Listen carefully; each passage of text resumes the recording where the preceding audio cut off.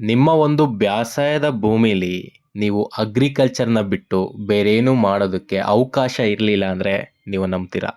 ಬರೀ ಒಂದು ಶೆಡ್ ಕಟ್ಟಿದ್ರೇ ನಿಮ್ಮನ್ನು ಜೈಲಿಗೆ ಹಾಕೋಂಥ ರೈಟ್ಸು ಈ ಒಂದು ಸರ್ಕಾರದ ಹತ್ರ ಇತ್ತು ಅಂದರೆ ನೀವು ನಂಬಲೇಬೇಕು. ಕರ್ನಾಟಕದಲ್ಲಿ ಲ್ಯಾಂಡ್ ಆ್ಯಕ್ಟ್ ತುಂಬಾ ಸ್ಟ್ರಿಕ್ಟ್ ಆಗಿತ್ತು.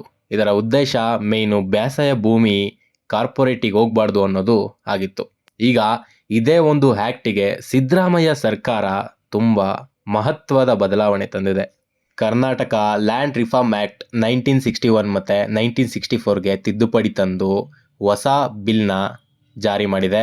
ಅದರ ಹೆಸರು Karnataka land reform and certain other law amendment bill 2025. Bill number 51ನಲ್ಲಿ ಈ ಒಂದು ಡೀಟೇಲ್ಸ್ ನಿಮಗೆ ಸಿಗುತ್ತೆ. ಕರ್ನಾಟಕ ಲ್ಯಾಂಡ್ ರಿಫಾರ್ಮ್ ಆ್ಯಕ್ಟ್ 1961 ಮತ್ತು 1964 ಇವೆರಡು 60 ವರ್ಷಕ್ಕಿಂತ ಹಳೆಯ ಕಾನೂನುಗಳಾಗಿದೆ. ಈಗ ಈ ಒಂದು ಕಾನೂನಿಗೆ ತಿದ್ದುಪಡಿ ತರೋದ್ರ ಮೂಲಕ ಇದರಿಂದ ರೆವೆನ್ಯೂ ಡಿಪಾರ್ಟ್ಮೆಂಟಲ್ಲಿ ಅತಿ ಹೆಚ್ಚು ಲಂಚೋತ್ಪತ್ತಿ ಮಾಡ್ತಾ ಇದ್ದಂತಹ ಒಂದು ಪ್ರಕ್ರಿಯೆಗೆ ಕಡಿವಾಣ ಹಾಕಲಾಗಿದೆ. ಇನ್ಮೇಲಿಂದ ಯಾವುದೇ ಕನ್ವರ್ಷನ್ಗಳು ಅತ್ಯಂತ ಸುಲಭ ಆಗಲಿದೆ. ಎಕ್ಸಾಕ್ಟ್ಲಿ ಹೇಗೆ ಇದನ್ನು ತಿಳ್ಕೊಬೇಕು ಅಂದರೆ ಕೊಳ್ತು ನಾರ್ತಿದ್ದಂತಹ ಹಳೆ 60 ವರ್ಷದ ಕಾನೂನೇನು ಅಂತ ತಿಳ್ಕೊಬೇಕು. ಇದರ ಪ್ರಕಾರ ನೀವೇನಾದರೂ ನಿಮ್ಮ ಅಗ್ರಿಕಲ್ಚರ್ ಜಮೀನನ್ನ ಕನ್ವರ್ಷನ್ ಮಾಡಿಸ್ಬೇಕು ಅಂದರೆ ಫಸ್ಟು ನಿಮ್ಮ ಒಂದು ಅರ್ಜಿ ವಿಲೇಜ್ ಅಕೌಂಟೆಂಟ್ಗೆ ಹೋಗೋದು. ನೀವು ಫಸ್ಟ್ ಹೋದಾಗ ಸ್ವಾಮಿ ಅಂದರೆ ಅವ್ರೇನೂ ಮಾಡ್ತಾ ಇರಲಿಲ್ಲ. ಅದಾದಮೇಲೆ ಹೋಗಿ ಸ್ವಲ್ಪ ಕಾಂಚನ ತೋರಿಸಿದ್ರೆ ಕೆಲಸ ಆಗ್ತಾಯಿತ್ತು.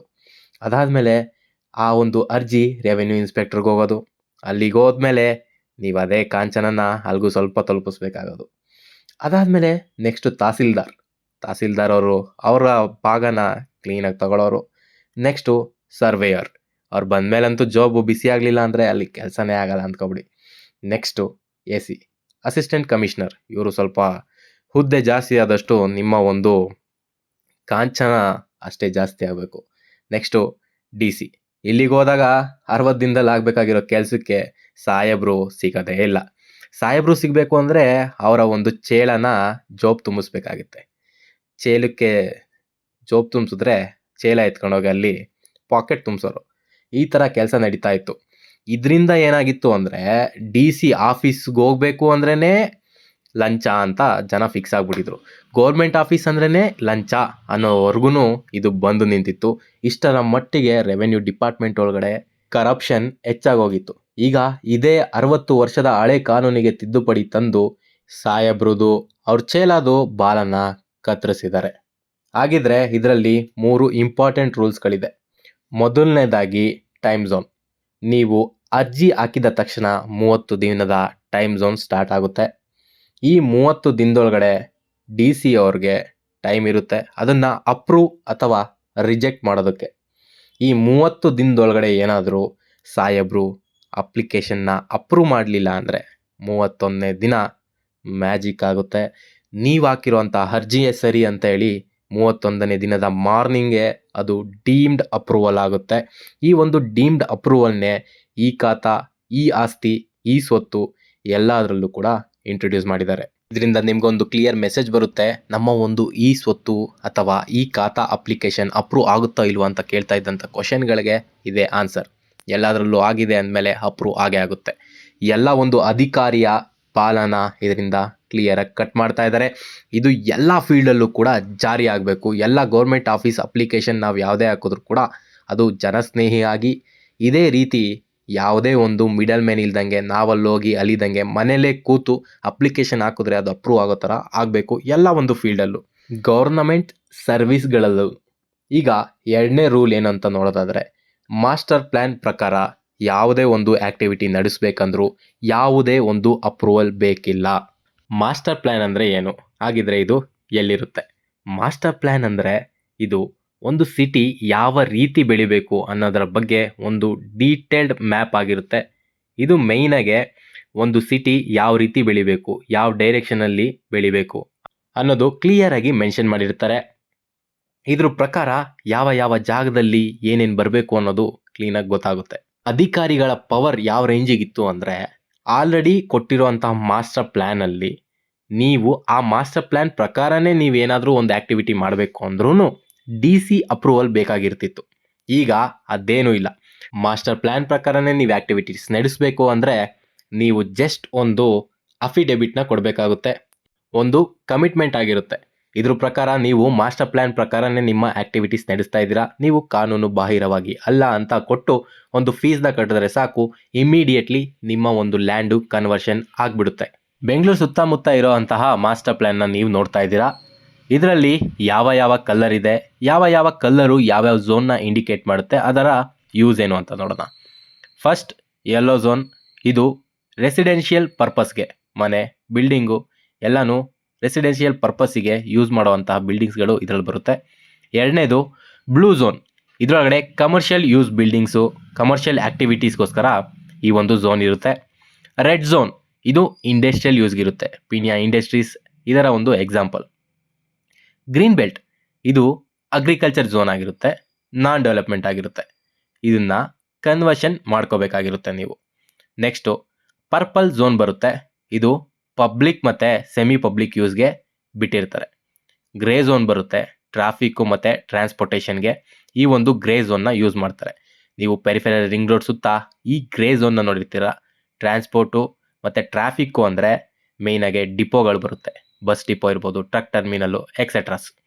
ನೆಕ್ಸ್ಟು ಬ್ರೌನ್ ಝೋನ್ ಬರುತ್ತೆ, ಇದು ಮಿಕ್ಸ್ಡು ರೆಸಿಡೆನ್ಷಿಯಲ್ ಯೂಸ್ಗೆ ಮತ್ತು ಕಮರ್ಷಿಯಲ್ ಯೂಸ್ಗೆ ಈ ಒಂದು ಬ್ರೌನ್ ಝೋನಲ್ಲಿ ನೀವು ಯೂಸ್ ಮಾಡ್ಬೋದು, ರೆಸಿಡೆನ್ಷಿಯಲ್ಗೂ ಇರ್ಬೋದು, ಕಮರ್ಷಿಯಲ್ ಯೂಸು ಮಾಡ್ಬೋದು. ಈ ಒಂದು ಮಾಸ್ಟರ್ ಪ್ಲ್ಯಾನ್ ಪ್ರಕಾರ ಈ ಒಂದು ಝೋನಲ್ಲಿ ನೀವು ಈ ಒಂದು ಆ್ಯಕ್ಟಿವಿಟೀಸ್ನ ಮಾಡಬೇಕು ಅಂದರೆ ಯಾವುದೇ ಥರದ ಕನ್ವರ್ಷನ್ ಬೇಕಿಲ್ಲ.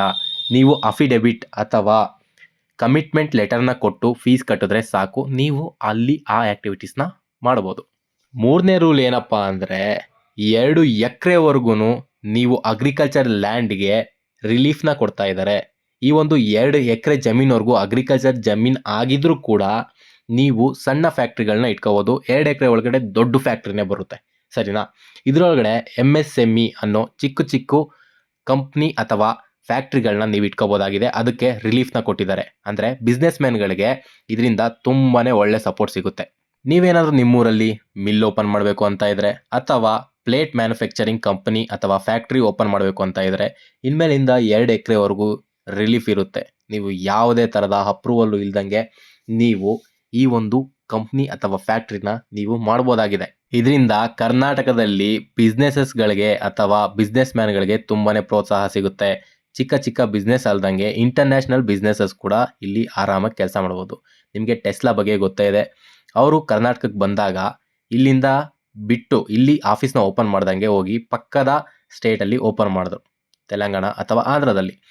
ಅದು ಯಾಕೆ ಅಂದರೆ ಇಲ್ಲಿಗೆ ಬಂದಾಗ ನಾವೇನು ಹೇಳಿದ್ವಿ, ನೀವು ಎಲ್ಲ ಒಂದು ಆಫೀಸಸ್ಗೂ ಹೋಗಿ ಈ ಥರ ಪರ್ಮಿಷನ್ ತಗೋಬೇಕು ಅಂದಾಗ ಅವರು ಹೋಗ್ತಾ ಹೋಗ್ತಾ ಒಂದು ಸಜೆಷನ್ ಕೊಟ್ಟೋದ್ರು, ನೀವು ಈ ಲ್ಯಾಂಡ್ ರಿಫಾರ್ಮ್ ಆ್ಯಕ್ಟ್ಗಳನ್ನ ಚೇಂಜ್ ಮಾಡ್ಕೊಂಡ್ರೆ ಇಲ್ಲಿ ಫಾರಿನ್ ಕಂಪನೀಸ್ಗಳು ಬಂದು ಹೂಡಿಕೆ ಮಾಡೋದಕ್ಕೆ ಸಾಧ್ಯ ಅಂತ. ಈಗ ಅತ್ಯಂತ ವೇಗವಾಗಿ ಇದರಲ್ಲಿ ಒಂದು ಬದಲಾವಣೆ ತಂದಿರೋದು ತುಂಬಾ ಮಹತ್ವದ ನಿರ್ಧಾರ. ಇದಕ್ಕೆ ಕೃಷ್ಣ ಬೈರೇಗೌಡರಿಗೆ ಅಪ್ರಿಷಿಯೇಟ್ ಮಾಡಲೇಬೇಕು. ಇದರಲ್ಲಿ ಇಷ್ಟೇ ಅಲ್ಲದೆ ಪೆನಾಲ್ಟಿ ಅಡ್ಜಸ್ಟ್ಮೆಂಟ್ಸ್ ಅಂತಲೂ ಮಾಡಿದ್ದಾರೆ. ಫಸ್ಟ್ ಏನಾಗ್ತಾ ಇತ್ತು, ನೀವು ಒಂದು ಅಗ್ರಿಕಲ್ಚರ್ ಜಮೀನಲ್ಲಿ ಚಿಕ್ಕ ಒಂದು ಶೆಡ್ ಕಟ್ಟಿದ್ರು ಕೂಡ ಜೈಲ್ಗೆ ಆಗ್ತಾಯಿದ್ರು. ಈಗ ಅದನ್ನೆಲ್ಲ ತೆಗೆದಾಕ್ಬಿಟ್ಟು ಏನಾದರೂ ಒಂದು ಚಿಕ್ಕ ಚಿಕ್ಕ ಅಫೆನ್ಸ್ಗಳಿಗೆ ನೀವು ಜಸ್ಟ್ ಪೆನಾಲ್ಟಿ ಅಷ್ಟೇ ಹಾಕೋ ಅಂತಹ ರೈಟ್ಸ್ ಕೊಟ್ಟಿದ್ದಾರೆ. ಅದನ್ನು ಬಿಟ್ಟು ನಿಮ್ಮನ್ನ ಎತ್ಕೊಂಡೋಗಿ ಜೈಲ್ಗೆ ಹಾಕೋ ಥರದ ರೂಲ್ಸ್ಗಳನ್ನೆಲ್ಲ ಸ್ವಲ್ಪ ರೆಡ್ಯೂಸ್ ಮಾಡಿದ್ದಾರೆ. ರೆಡ್ಯೂಸ್ ಮಾಡೋದೇನು, ತೆಗೆದೇ ಹಾಕಿದ್ದಾರೆ. ಅದ್ರ ಬದಲಾಗಿ ಸ್ವಲ್ಪ ಜಾಸ್ತಿ ಫೈನ್ನ ಕಟ್ಟಿಸ್ಕೊಳ್ತಾರೆ. ಇದರಿಂದ ಬ್ಯೂರೋಕ್ರಸಿ ಕಮ್ಮಿ ಆಗುತ್ತೆ. ಈ ಬಿಲ್ಲಿಂದ ರೆಡ್ ಟೇಪಿಸಮ್ ಕಮ್ಮಿ ಆಗುತ್ತೆ. ರೆಡ್ ಟೇಪಿಸಮ್ ಅಂದರೆ ನೀವು ಲಂಚ ಕೊಟ್ರೇ ಕೆಲಸ ಆಗೋದು ಅನ್ನೋದು ತುಂಬಾ ಕಮ್ಮಿ ಆಗುತ್ತೆ. ಮಿಡಲ್ ಮ್ಯಾನ್ಗಳ ಇನ್ವಾಲ್ವ್ಮೆಂಟ್ ಇರಲ್ಲ. ಕನ್ವರ್ಷನ್ ಅಪ್ರೂವಲ್ಗಳಿಗೆ ತುಂಬ ಟೈಮ್ ಕಾಯೋ ಥರ ಇರಲ್ಲ. 30 ದಿನದೊಳಗಡೆ ಅದ್ರ ಬಂಡವಾಳ ಬಯಲಾಗುತ್ತೆ. ಇದರಿಂದ ಗೌರ್ಮೆಂಟ್ ಆಫೀಸ್ ಅಂದ್ರೇ ಟೈಮ್ ಖರ್ಚಾಗುತ್ತಪ್ಪ, ಅಲ್ಲಿ ಹೋಗಿ ಸುತ್ತೋದಕ್ಕಾಗಲ್ಲ, ಇವತ್ತು ಬಾ ನಾಳೆ ಬಾ, ಇದೆಲ್ಲ ಟೆನ್ಷನ್ನೇ ಇಲ್ಲ.